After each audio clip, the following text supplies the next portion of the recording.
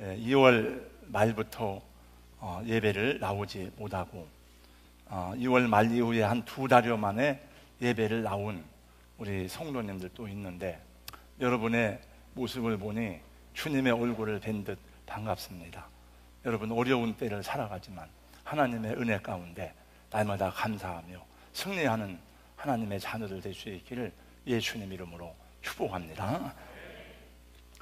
친동생의 반란으로 감옥에 가게 된 14세기 벨기에 왕 레이몬드 3세가 있었습니다. 그 감옥은 특별하게 설계되었습니다. 웬만하게 몸집이 날씬하면 빠져나갈 수 있도록 구멍이 뚫린 감옥이었습니다. 형을 내쫓고 왕이 된 동생은 형을 위해서 그 구멍으로 온갖 산해진 뒤 맛있는 음식들을 넣어주므로 대신들과 백성들에게 자신이 인자한 왕이라고 하는 것을 심어주었습니다. 레이몬드 3세는 동생의 계략을 간파했습니다. 내가 음식을 많이 먹고 돼지같이 포동포동 살이 쪄서 나오지 못하게 하려는구나. 내가 절대로 넘어가지 않으리라. 내 몸을 잘 단련하여 나는 결국 이 감옥을 빠져나갈 것이다. 그러나 그때마다 맛있는 음식들이 들어오면 그 결심은 늘 무너지곤 하였습니다. 그래서 그만 음식 먹는 재미에 빠져 자유를 잃어버리고 말았습니다.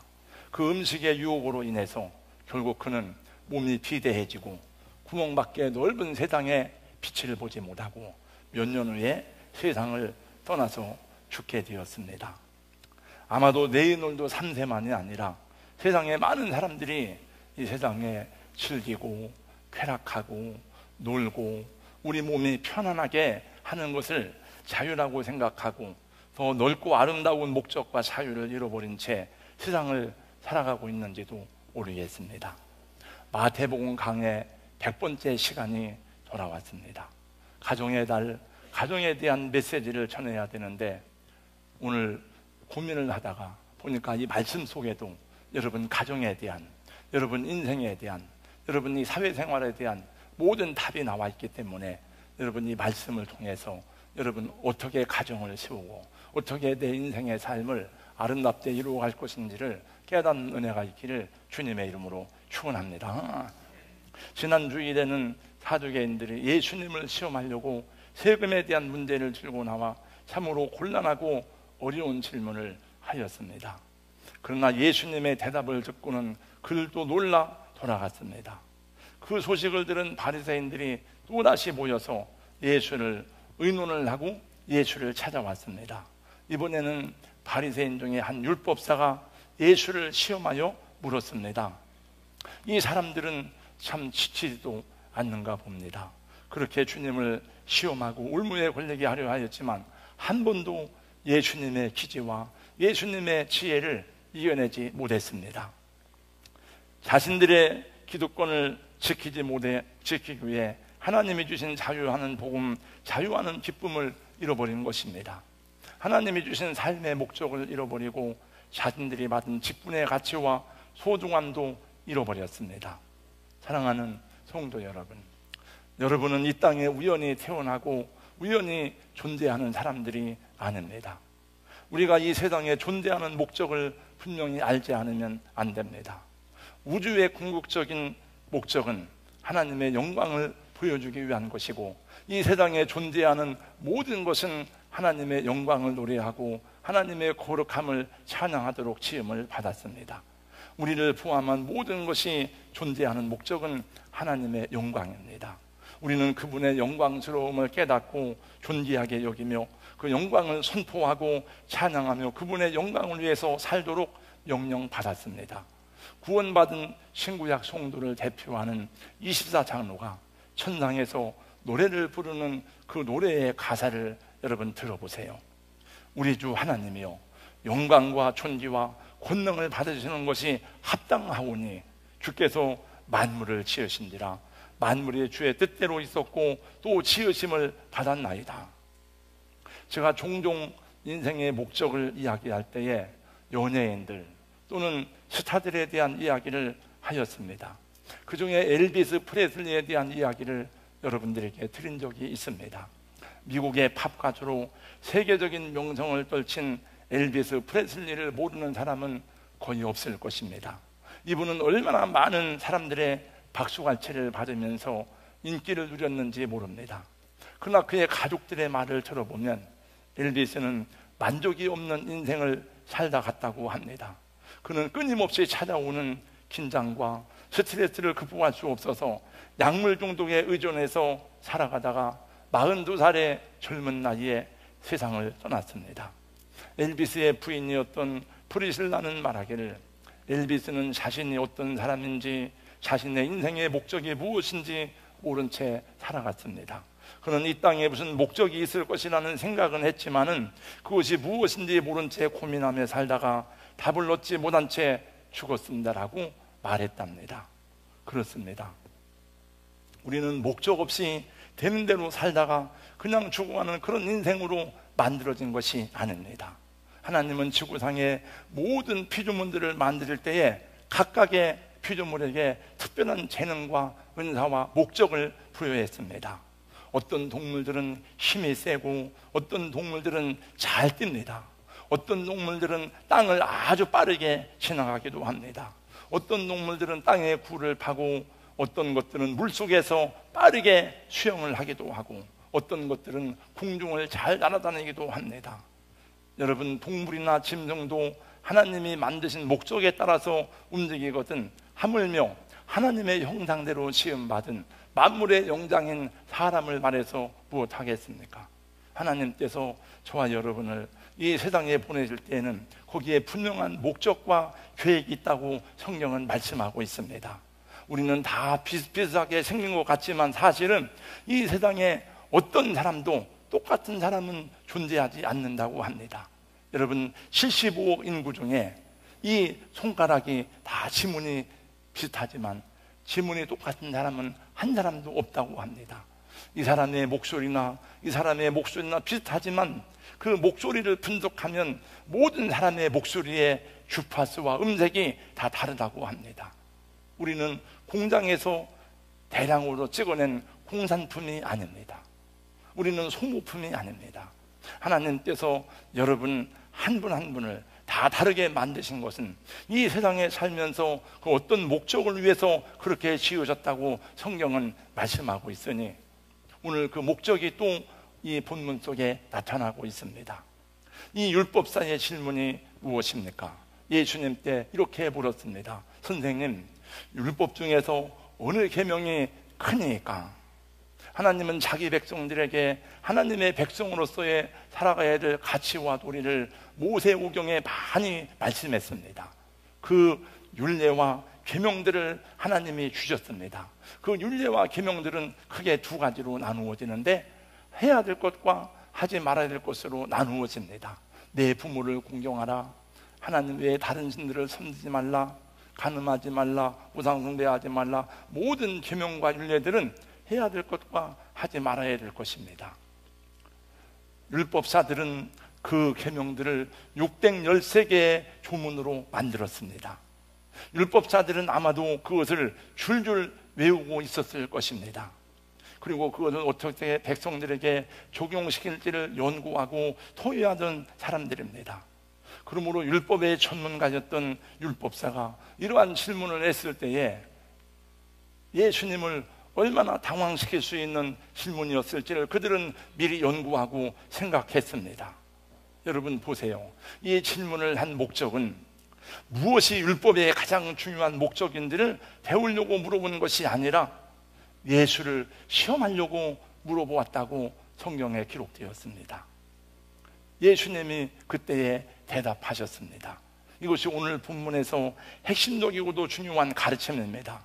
다 같이 우리 예수님이 대답하신 말씀 37절에서 40절까지 말씀을 함께 우리 같이 읽도록 하겠습니다. 다 같이요. 예수께서 이르시되 내 마음을 다하고 목숨을 다하고 뜻을 다하여 주 너의 하나님을 사랑하라 하셨으니 이것이 크고 첫째 되는 계명이요 둘째도 그와 같으니 내 이웃을 내 자신같이 사랑하라 하셨으니 이 두 계명이 온 율법과 선지자의 강령이니라. 나는 왜 이 세상에 태어났지? 나는 왜 살아야 하지? 나는 왜 이렇게 내 인생은 고생스럽고 힘들고 가도 끝이 없는 어려움이 계속되지? 내 인생의 목적은 무엇이지? 나는 무엇을 위해 태어났고 왜 나는 한국 땅에 태어났지? 자기 존재, 삶의 목적에 대한 질문은 인간이기 때문에 가능한 것입니다.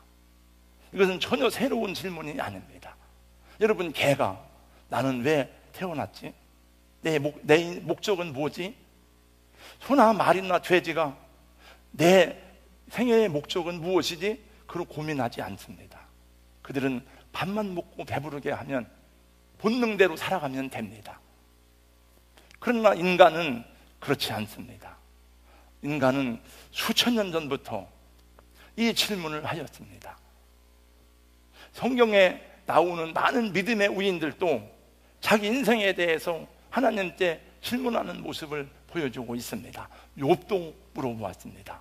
에레미야도 물어보았습니다. 하나님, 어찌하여 내가 태에서 나와서 고생과 슬픔을 보며 나를 부끄러움으로 보내게 하십니까? 하나님, 내 인생의 목적은 무엇입니까? 많은 사람이 물어봤습니다. 서점에 가면 인생의 목적을 발견하는 것에 대한 책들을 많이 찾을 수가 있습니다. 그러나 대부분의 책들은 우리가 꿈을 발견하고 비전을 가지고 더 높은 목표를 갖고 더 좋은 인간관계를 가질 때에 우리의 목적을 달성하고 성공적인 삶을 살 수가 있다고 가르칩니다. 그러나 성경은 우리에게 말씀합니다. 주님은 우리에게 주시는 대답이 있습니다. 우리는 하나님이 지으신 존재이고 하나님에 의해 지음받았으며 하나님을 사랑하는 목적을 가지고 이 땅에 보내졌음을 말씀하고 있습니다. 우리가 그것을 이해하기 전까지는, 우리가 그 목적을 발견하기 전까지는 우리가 아무리 훌륭한 사람이라도 인생의 참된 의미를 발견하지 못한 것입니다.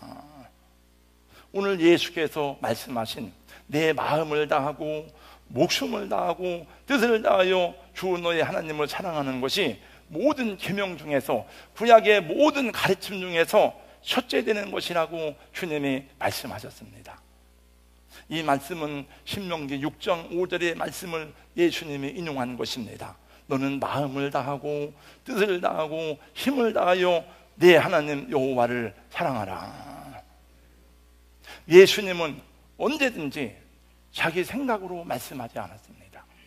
예수님은 언제든지 자기가 연구해서 말씀하지 않고 항상 하나님의 말씀, 성경을 인용해서 말씀하신 것을 우리는 기억합니다. 사랑하는 성도 여러분, 우리는 왜 마음을 다하고 목숨을 다하고 뜻을 다해서 하나님을 사랑해야 됩니까? 저도 잘 모르는 게 많은 것 같아요. 많이 생각을 했습니다. 아마도 우리가 마음을 다하지 않는다면, 우리 목숨을 다하지 않는다면, 우리가 뜻을 다하지 않는다면 우리 인생에서 하나님이 들어오셔서 차지해야 될 주님의 위치에 다른 것이 들어와 있기 때문에 그럴 것입니다. 그래서 하나님이 앉아야 될 자리에, 하나님이 내 주인님이라고 부르는 그 자리에 하나님이 아니고 내 인생의 목적과 나의 성공과 나의 자존심과 또는 그 다른 것이 들어와서 하나님을 대신해서 자리 잡을 수 있기 때문에 우리는 마음을 다하지 않으면 안 된다 하는 것입니다. 우리가 우리의 삶에서 온 마음과 중심으로 하나님을 사랑하지 못하게 하는 죄의 유혹들은 얼마나 끊임이 없는지 모릅니다. 여러분, 성경을 보세요. 하나님이 이스라엘 백성들에게 그렇게 많은 말씀을 하셨지만은 그들은 끊임없이 하나님을 대신해서 다른 우상들을 세우려고 하다가 결국은 이스라엘 민족들은 멸망하는 것을 우리는 여러 번 보게 됩니다. 그래서 성경은 마음을 다하고 목숨을 다하고 뜻을 다하여 주 너의 하나님을 사랑하라고 명령하시는 것입니다. 하나님이 우리를 지으셨고 우리를 사랑하시고 우리를 구원하셨습니다. 하나님이 우리 인생의 주인이 되십니다. 하나님이 여러분을 사랑하시고 여러분을 기뻐하시고 여러분을 축복하십니다. 하나님이 말씀하셨습니다. 나의 종 야곱, 내가 택한 이스라엘아, 이제 들으라. 내가 너를 만들었다. 내가 너를 모태에서부터 지어낸 너를 도와줄 여호와라고 말씀하십니다. 내가 너를 지명하여 불렀나니 너는 내 것이라고 말씀하십니다. 하나님이 이 세상에 수십억의 인구가 있지만은 하나님이 우리를 대할 때는 한 사람 한 사람으로 대하시고, 하나님이 여러분을 얼마나 사랑하고 소중히 여기시는지를 하나님은 저와 여러분의 깨닫기를 원하십니다. 하나님은 저와 여러분들이 알기를 원하십니다. 하나님이 나를 얼마나 사랑하시는지 깨달아 알고 감사하며 그를 기뻐하기를 원하시는 것입니다. 하나님은 이 세상에서도 우리를 사랑하지만 이 세상에 산 이후에 영원한 세계를 위해서도 여러분을 위해서 놀라운 계획을 가지시고 우리를 그 나라로 인도하시기 위해서 이 땅에 예수 그리스도를 보내주셨습니다. 우리의 삶에 대한 하나님의 목적과 계획은 이 세상으로 끝나는 것이 아닙니다. 하나님의 계획과 여러분을 향한 목적은 이 땅에서도 아름답고 귀하지만, 그러나 그것이 궁극적인 목적은 아니다. 이 땅에서는 우리가 아무리 오래 살아봐야 100살 이상을 살기가 어렵습니다. 우리 모두는 이 세상을 떠나게 될 것입니다. 죽음의 날과 시간은 알 수 없습니다. 죽음의 방법들은 다 다릅니다. 지난주에도 한 자리에서 38명의 안타까운 목숨들이 세상을 떠났습니다. 우리 모두는 어떤 방법이든지 다 죽게 될 것입니다. 그러나 여러분의 육체는 더 이상 숨을 쉬지 못하고 여러분의 심장은 어느 날 멈추게 될 것입니다. 저와 여러분의 육체는 흙으로 돌아갈 것입니다. 그러나 그것이 우리의 끝이 아닙니다. 그것이 우리들의 인생의 우리의 삶의 종착역이 아닙니다. 이 세상에서의 삶은 영원한 나라에 비하면, 주님과 함께 살아갈 그 나라의 영생에 비하면 한낱 안개와 같다고 성경은 말씀하고 있습니다. 여러분, 만약에 우리가 배를 타고 부산에서 태평양을 건너서 아메리카까지 간다고 생각을 해보세요. 그러면 아마 한 달 이상을 배를 타고 가야 될 것이고, 그 길은 얼마나 길겠습니까? 만약에 그것을 영원이라고 생각할 때에 우리 이 땅에서의 삶은 1mm도 되지 않는 것입니다. 그래서 성경은 너 인생이 무엇이뇨? 너희는 잠깐 보이다가 없어지는 안개니라고 말씀했습니다. 너희가 아무리 영광을 누릴지라도 그 영광은 풀의 꽃과 같다고 말씀하고 있습니다. 우리는 봄에도 꽃을 보는데 목련꽃이 폈습니다. 금방 졌습니다. 벚꽃이 피더니 금방 졌습니다. 얼마 전에 연단원과 많은 진달래가 피더니 어느새 다 지고 있습니다. 우리가 세상에서 누리는 영광이나 이 모든 인생들이 그러하다는 것입니다. 여러분, 우리나라는 좀 오래 갑니다. 이스라엘 나라는 여러분 5월달이 되어야 싹이 나고 자라기가 시작해요. 그리고 이제 9월달에 가면 금방 시들기 시작합니다. 그래서 너희 인생이 무엇이노라고 말씀할 때에 풀은 마르고 꽃은 떨어지되 그것이 너무나 실감나는 말씀이었다고 합니다. 우리 어머니 뱃속에 있을 때는 10개월 동안 어머니 뱃속에 있습니다. 그리고 그 10개월을 지나면 우리는 이렇게 넓은 세상이 있는 줄을 몰랐습니다. 어머니 뱃속에 있을 때에 세상에 태어날 때 탯줄이 끊어지면 죽는 줄 알고 막 소리를 지릅니다. 모든 아기는 다 울면서 안 나가려고 애를 씁니다. 그러나 뱃속에서 나와야 이 넓은 세상에 있고, 뱃속에서의 10개월보다 훨씬 더 10배 이상 20배 이상 길고 넓은 세계를 볼 수 있는 것처럼, 우리도 이 세상을 떠나기 싫어할지라도 이 세상 너머에 있는 영원한 세계에 대해서 예수님이 말씀하셨고, 여러분, 예수님이 십자가에 죽으시고 부활하신 것이 이 땅에서의 삶을 위한 것이라면 그럴 이유가 뭐가 있겠습니까? 이 세상에서의 삶으로만 생각하면 오히려 예수님을 모르는 사람들이 더 즐겁고 쾌락을 누리고 자유롭게 살 수 있는 것을 보게 됩니다. 그래서 하나님은 우리를 위해서 영원한 나라를 예표하시고 계획하시고, 그리고 우리로 하여금 너의 삶의 진정한 목적이 하나님께 있어야 되고, 그 너는 마음을 다하고 목숨을 다하고 뜻을 다해서 하나님을 사랑해야 한다고 말씀하십니다. 우리의 가정의 자녀들의 행복과 장래도 거기 있습니다. 여러분, 그러면 우리 온 마음과 목숨과 뜻을 다해서 하나님을 사랑하면 내 인생이 어디에 있습니까? 나는 어떻게 사업을 합니까? 우리 자녀들을 어떻게 사랑합니까? 여러분, 하나님의 말씀 속에, 그 속에 다 들어있습니다. 성경은 분명히 반복해서 말씀하시기를, 내가 나의 명령을 듣고 지켜 행하면 내가 머리가 될지언정 꼬리가 되지 않겠다. 내가 너의 자식의 자식을 보게 할 것이다. 하나님의 말씀 속에 다 들어있어요. 우리 인생의 성공과 우리의 행복과 축복이 말씀 안에 다 있습니다.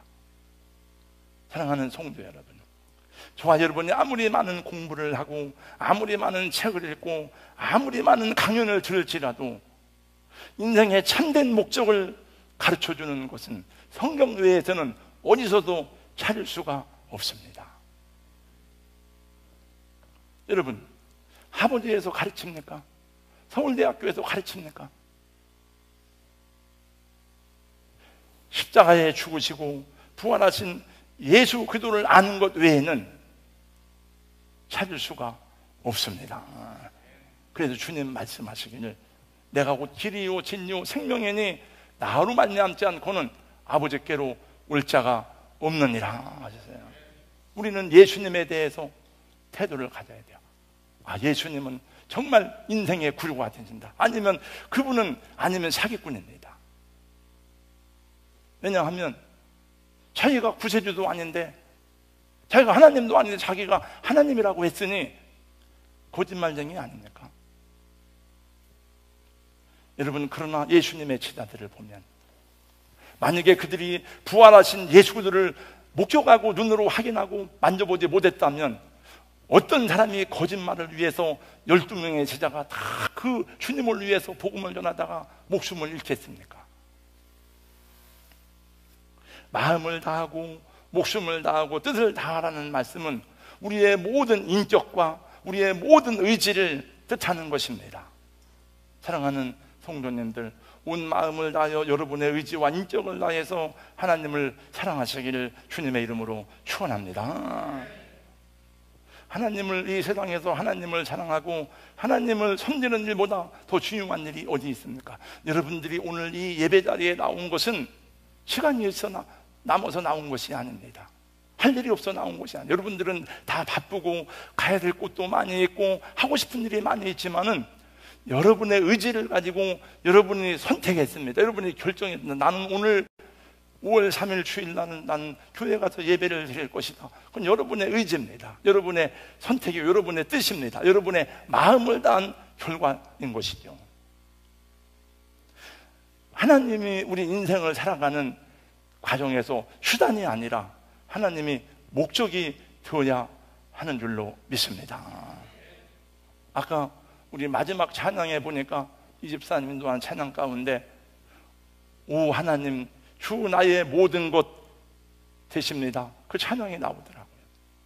여러분 정말 그렇게 생각하십니까? 하나님 나의 모든 것이 되십니다. 예수 믿고 잘 돼야지, 예수 믿고 복을 받, 그것이 하나의 수단이 아니라 하나님이 우리 인생의 목적이고 하나님이 우리 인생의 중요한 제일 되는 가치가 되어야 하는 줄로 믿습니다. 저는 그동안 코로나19로 인해서 우리의 예배들이, 주님을 섬기는 일들이 많이 제한되고 장애가 된 것을 매우 안타깝게 생각하였습니다. 여러분도 그렇습니다만, 코로나19가 어느 정도 가라앉으면서 5월 첫 주일부터 유치부 예배를 재개하면서 이제 온라인 예배가 아니라 함께 주님 앞에 모여 예배드리는 날을 기대하고 기다렸습니다. 그런데 이 말씀을 준비하는 중에 잠시 실망을 하였습니다. 여러 성도들이 주일 예배에 나오지 못한다는 소식이 들려오기 시작했습니다. 지난 4월 35일부터 시작된 연휴가 노동절을 지나고 토요일을 지나고 5월 3일 주일을 보내고 5월 5일까지 6일 이상의 연휴가 계속되는 그동안에 여러 가지 가족들과의 계획이 있고 또 많은 여러분들의 스케줄이 있기 때문일 것입니다. 근데 제가 보니까 많이 나오셨네요. 그래서 저는 오늘 많이 못 나올 줄 알았어요. 감사하다. 그건 저의 기우였다고 생각하고 감사하고. 네.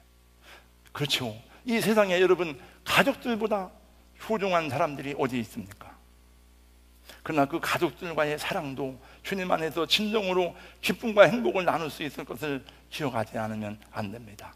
이제 여러분에게 권면하고 도전하고 당부하건대 여러분의 모든 계획 속에 하나님이 우선이 될 수 있기를 주님의 이름으로 권면하고 축복합니다. 여러분의 모든 스케줄과 모든 일정 속에 하나님이 첫째가 되시기를 예수님의 이름으로 권면하고 축복합니다. 오늘 만약에 거룩한 주일이라도 이 자리에서 예배하는 것보다 어떤 생명을 구원해야 될 그 영혼이 나를 기다리고 있다면 그것이 하나님의 뜻이라면 여기 안 나와도 괜찮아요. 왜? 그것이 주님의 뜻이니까 거기로 가야 돼요. 그 사람을, 그 영혼을 위해서 가야 돼. 그것이 마음을 다하고 목숨을 다하고 뜻을 다하여 하나님을 사랑하는 방법이라고 생각합니다. 사랑합니다 나의 예수님. 다 같이요. 사랑합니다 아주 많이요. 사랑합니다 나의 예수님. 사랑합니다 그것뿐이에요. 사랑한다 아들아. 사랑한다 아들아. 내가 너를 잘라노라. 사랑한다 내 딸아. 내게 축복도 하노라. 아멘. 두 번째 주님이 말씀하십니다. 39절입니다.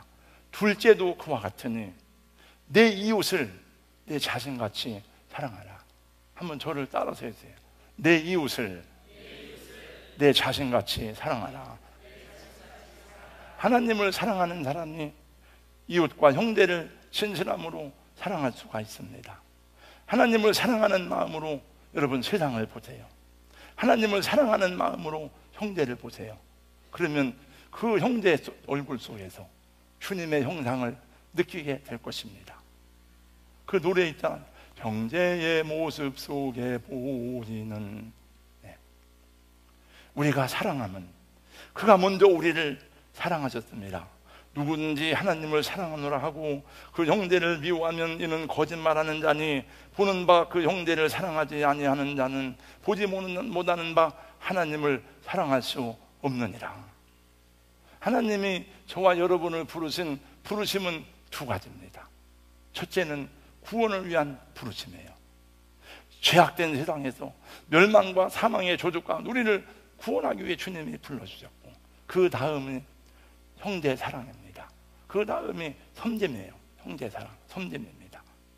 그리스도인이라면 누구든지 예외가 없습니다. 그 사람이 나이가 많든지 적든지 직분이 있든지 없든지 남자든지 여자든지 성경은 그것을 가리켜서 사역, 즉 미니스트리라고 합니다. 저와 여러분이 가진 지식과 경험과 시간과 물질을 들여서 사람들을 섬기고 봉사한다면 그것이 곧 이웃사랑이고 여러분은 미니스터, 즉 하나님의 사역자가 되는 것입니다. 이런 섬김에 있어서 하나님이 한 모델을 주셨는데 그 모델은 바로 예수님입니다. 예수님은 이렇게 말씀했습니다. 인자가 온 것은 섬김을 받으려 함이 아니라 도리어 섬기려 하고 자기 목숨을 많은 사람의 대속물로 주려 함이니라. 우리가 다른 사람의 대속물까지는 될 수가 없죠. 제가 지난 수요 예배 때 말씀을 드렸습니다. 제 형제 동생이 일주일에 3일씩 피를 거두는 거, 추석을 받는데 한 번도 생각해 본 적이 없는데 내 신당을 떼어서 주면 안 되나? 네. 왜 그런 생각을 난 안 했을까? 그리고 정말 나는 줄 수 있는 그런 생각을 하니까 심각해지더라고. 그거 떼어줘서 제가 죽는 게 아닙니다. 그러나 주님은 대속물로 십자가의 죽음으로 대신하셨어요. 예수님의 삶은 언제나 마음 상한 자를 위로하고 병든 자를 싸매주시고 제자들의 발을 씻기시고 마지막에는 자기 몸에 있는 피 한 방울 물 한 모금까지 다 아낌없이 흘려주셨습니다. 여러분, 섬기는 삶에 감사와 기쁨이 있고 인생의 보람과 가치를 발견하게 되는 것입니다. 몇 년 전에, 좀 꽤 오래됐습니다, 우리 교회를 다니다가 서울로 가고 학교 때문에, 직장 때문에 다른 도시로 간 우리 형제자매들이 적지 않습니다. 어느 날 그런 생각을 했습니다. 상당히 오래됐습니다만 서울에 있는 우리 교회 출신의 청년들을 다 불러 모았습니다. 신촌에서 모아서 같이 저녁을 먹으면서 대화를 나눴습니다. 그때가 아니더라도 저는 물어봅니다. 너 어느 교회 다니느냐? 그 교회에서 무엇을 하고 있느냐고 물어봅니다. 대부분의 청년들이 사랑의 교회 갑니다. 온누리 교회 갑니다. 저는 큰 교회가 나쁘다는 게 아닙니다. 왜 큰 교회를 가냐? 저는 할 수 있는 대로 작은 교회를 가라고 요청합니다. 여러분, 교회 출석만 하면 되는 것이 아닙니다. 그 교회에 대한 애정이 있어야 됩니다. 예수님의 몸이니까 교회가. 그 교회에서 내가 해야 될 일이 무엇인지를 발견해야 됩니다. 그렇지 않다면 교회에 대한 사랑과 애정도 없이 교회를 다니는 것은 주님이 기뻐하지 않습니다. 사랑과 섬김은 우리의 본성이 아니에요. 우리 인간의 본능이 아닙니다. 우리는 미워하고 성질내고 욕하고 비난하고 남의 흉보고 이걸 좋아하지, 사랑하고 섬기는 것은 우리의 본성이 아니에요. 왜? 인간이 타락했기 때문에.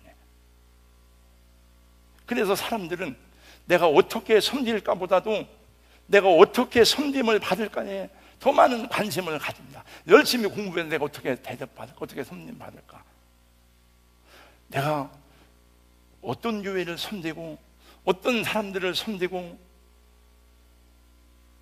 내가 어떤 교회가 나를 필요로 할까를 찾는 것이 아니고 나를 인정해주고 나의 필요를 채워주고 내가 복을 받을 수 있는 교회를 열심히 찾아갑니다. 사랑하는 성도 여러분, 물론 우리 새신자 때는 그럴 수도 있지만은 이제는 누가 나를 인정해주고 누가 나의 필요를 채워줄 것인가, 어느 교회 가야 내 자존심을 세워줄 것인가 묻지 마시고 내가 누구의 필요를 채워줄 것인가, 어느 교회가 나를 필요로 할까, 그것을 물으시기를 주님의 이름으로 권면합니다. 우리 성도 한 사람 한 사람이 모인 교회라고 하는 가족 공동체에 연결되어야 하는 중요한 이 실제적인 방법을 모른다면 우리는 제자 훈련을 잘못 받은 것입니다. 성경 공부를 머리로만 한 것이 되는 것입니다. 정말 중요한 것은 얼마나 오래 살았느냐, 그게 아닙니다. 하나님이 너는 참 90살까지 장수하다 왔구나, 너는 40밖에 못 살았구나, 이거 물어보지 않습니다. 어떻게 살았느냐를 하나님이 물어본다. 너는 그때 무엇을 하였느냐?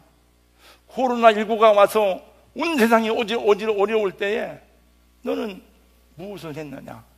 너희 동산교회는 그때에 무슨 일을 했느냐? 주님이 물어보실 것입니다. 이제 저는 여러분들에게 요청합니다. 오늘까지도 믿음으로 이렇게 살아오셨습니다만 남은 생에도 여러분 하나님의 사랑을 따라 할 수 있는 대로 주님이 힘주시는 대로 섬기는 삶을 살아가시기를 주님의 이름으로 축복합니다.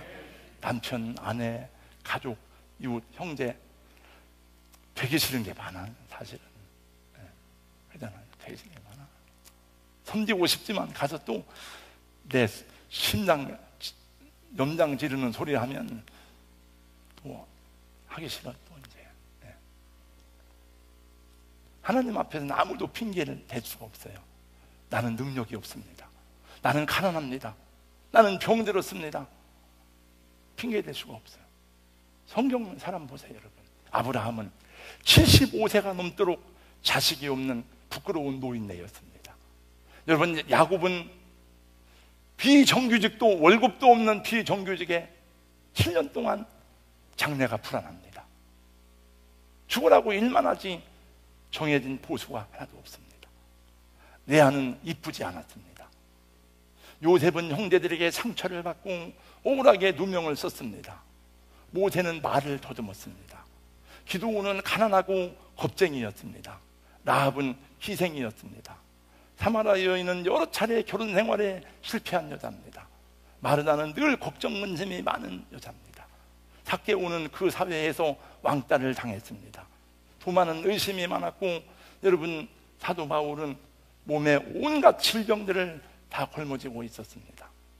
그러나 그들은 하나님을 사랑하였고, 그 하나님의 사랑으로 자기 시대에 자기가 만나는 사람들에게 사랑을 베풀었습니다. 우리 교회에서도 단기 선교를 많이 다녔습니다. 아리엘 찬양팀도 거의 매년 다녔는데 자기 돈 내고 고생하는 일입니다. 그러나 그분들에게 물어보세요. 얼마나 고생하셨습니까? 그거는 그분들에 대한 답이 아니요. 수고 많이 하셨습니다. 귀한 일을 하셨습니다.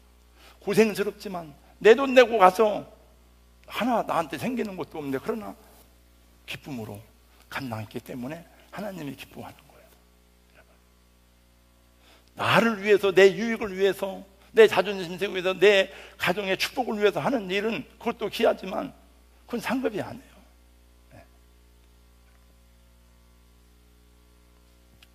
우리 아리엘 찬양팀도 나이가 들고 세월이 가고 몸도 약해지니까 안 하니까 편하고 좋죠. 돈 안 들어가고 선교 안 가서 고생 안 해서 좋고 편하고 좋습니까? 좋은 게 아니에요. 코로나19로 많은 변화가 일어났습니다. 가정생활에도 많은 변화가 있습니다. 뉴스에 보니까 한 공간에서 장기간 함께 생활함으로 갈등을 빚거나 가족 간의 분풀이 폭력도 발생하고 심지어 코로나 이혼도 있다고 합니다. 권사님들에게 제가 물어본 게 아니고 말하더라고요. 남편이 쉬는 날은 불편하답니다. 아니, 남편이 쉬는데 옆에서 좋지 왜 불편해? 나한테는 불편한데 굉장히 서로 있는 것이 때로는 불평스럽고 짜증나고 간섭하고 갈등하게 되고 정서적인 우울감이나 무력감을 호소하는 경우도 많다고 합니다. 어린아기를 키우는 엄마들은 굉장히 또 아기들하고 싸우다가 지치고 힘듭니다. 아이들을 온라인으로 학교 생활을 시작했는데 쏟아지는 이메일과 과제가 부담스러운 엄마들이 많습니다. 저도 지난밤에, 저는 원래 잠을 잘 자는 사람이에요. 마음만 걱정 근심이 있어도 그냥 누우면 자요, 저는. 근데 잠을 잘 안 와요. 잠이 안 오니까 제 설교를 생각하니까 설교가 오늘 메시지가 너무 영적인 얘기만 한다. 너무 영적인 얘기다. 이게 삶에 대한 얘기는 없이 다 영적인 얘기만 해서 고민이 돼가지고 잠도 안 오는데 올라가서 다시 설교를 다시 그런데 설교를 다시 뒤집어 엎어가지고 하려면은 너무 많은 에너지가 들어가기 때문에 못했어요. 또 생각을 해보니까 두 번째 말씀, 내 이웃을 내 자신과 같이 사랑하라 했는데 내 아내 하나도 사랑하지 못하는 사람이 무슨 말씀을 전하는가, 이런 자괴감이 들어오니까 아주 설교하는 게 오늘은 매우 힘들게 느껴져서 오늘은 다른 분이 설교하면 좋겠다 이런 생각을 했지만은 누가 미리 부탁한 게 아니니까 할 수가 없죠. 저도 이 말씀이 너무 어렵게 느껴져요. 어떻게 내 이웃을 내 자신과 같이 사랑하라고 하는가? 내가 싫을 때가 있는데, 나도 내가 미울 때가 있는데. 그래서 여러분들은 지금 감사해야 돼요. 일부 예배 때는 제가 막 아멘 안 한다고 막 짜증 내고 화도 내고 그랬어요. 여러분도 또 살아가다 보면 예배 나오기 싫을 때가 한 번씩 있죠. 오늘 주일이야, 예배 드려야 돼. 오늘 수요 저녁 예배 드려야 돼. 할렐루야. 오늘 목사님 말씀 예배에서도 마지막 날이란다. 그러고 오는 사람도 있겠지만은 예배 가기 싫은데, 장로니까, 권사니까, 집사니까. 저는 365일 항상 제 컨디션을 최상의 상태를 유지해야 돼요. 왜냐? 항상 말씀을 전해야 되니까. 네. 저는 코미디언이 아니니까. 근데 제 감정도 어느 땐 여러분들처럼 정말 예배 드리기 싫다, 오늘 정말 설교하기 싫다. 아무리 그래도 저는 예배를 인도해야 되고 저는 설교를 해야 돼요. 저의 운명이니까 뭐 어쩔 수가 없죠. 그 일부 예배 드리고 나서 일부 예배 나서 막 제가 아멘 안 한다고 막 야단치고 하다가 그 사이에 마음이 많이 풀렸습니다. 죄송해요. 하나님의 말씀을 순종하는 것이 쉽지 않아요. 쉽지 않아도 넘어지고 다시 일어나고, 쓰러져도 또 일어나고. 그래서 우리는 주님을 닮아가게 되는 줄로 믿습니다. 독일에서는 한국의 교포들이 서로 휴대 마스크를 만들어서 이웃과 나눈다는 소식을 들었습니다. 어떤 가정은 아이들과 함께 일주일 동안 그 서투른 실력으로 마스크 100개를 만들어서 나누어줬답니다. 주 독일 한국 대사관에서는 한국 공포들에게 격려 편지를 보냈다고 합니다. 전라남도 보성군의 김철우 군수는 군내의 모든 교회에 24일 날 편지를 써서 예배가 그렇게 소중함에도 불구하고 온라인 예배로 사회적 거리두기를 지켜주셔서 감사합니다, 편지를 다 써서 보냈답니다. 그게 참 얼마나 귀한 일입니까? 군수가 편지를 다 섞어서 이렇게 주관 잡아서 하고 취재했겠죠. 그래도 그런 군수가 얼마나 귀해요. 그런 사람이 대통령을 해야지. 여러분, 어려운 것을 생각하지 말고 할 수 있는 일을 생각해서 어려운 때에 주의 은혜로 사랑하고 섬길 수 있기를 주님의 이름으로 축복합니다. 가족을 더 많이 생각하는 5월입니다. 사랑스러운 아이들, 아낌없이 내어주신 우리의 부모님들, 서로를 깊이 사랑하는 부부, 그리고 수고하는 우리 교사들, 교역자들, 우리 성도님들, 감사하며 행복하게 지내시기를 예수님의 이름으로 축원합니다. 거룩하신 우리 하나님 감사합니다. 우리 머리가 둔한 줄 알고 성경에 기록된 많은 계명과 율례들을 십계명으로 압축해 주시더니 예수님은 십계명도 우리가 다 외우지 못하니 더 쉽게 2가지로 말씀해서 가르쳐 주시기를 내 마음을 다하고 목숨을 다하고 힘을 다해서 주 너의 하나님을 사랑하라 하셨던 이것이 크고 첫째 되는 계명이요, 두 번째는 내 이웃을 내 몸과 같이 사랑하라 말씀하셨사오니 주여 할 수 없다고 말하지 아니하고 주여 부족하지만 순종하겠습니다 따를 수 있는 주의 종들과 성도님들이 되게 하여 주시옵소서. 예수님 이름으로 기도하옵나이다. 아멘.